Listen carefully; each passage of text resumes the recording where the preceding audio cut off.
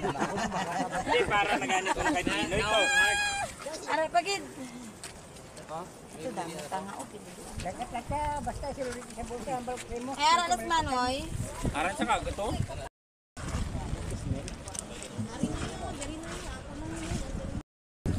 Pagod at mga tanga ngayong araw ng ano. Ang daming mga tanga. Kasag. Mga buhay pa yung mga tanga. Oh, mga buhay. Pasayan.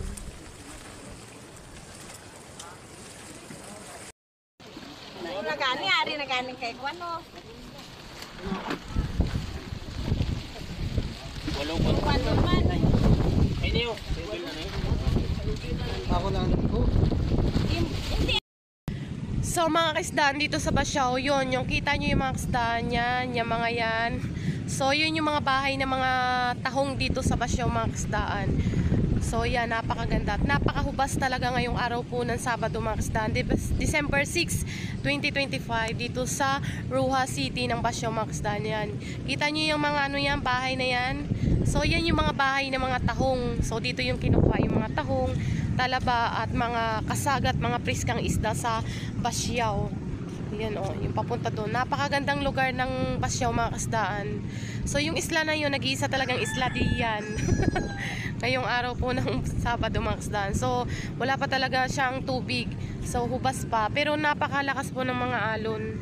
So napakaganda. Yan, ang cute-cute ng mga bahay ng mga talabahan mga kasdaan. No? Cute. So, napakaganda ng Basiao. Way pa tayo isda.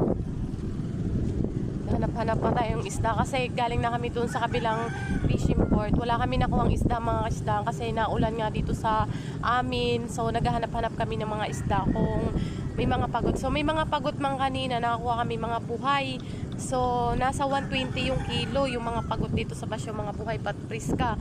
So, hindi kami nakakuha kasi marami talaga mga buyer at mga suki nila inuuna sa mga suki nila. So, gahanap-hanap pa kami ng mga isda para itinda namin sa mga aming mga suki. So, napakaganda ng Basiao.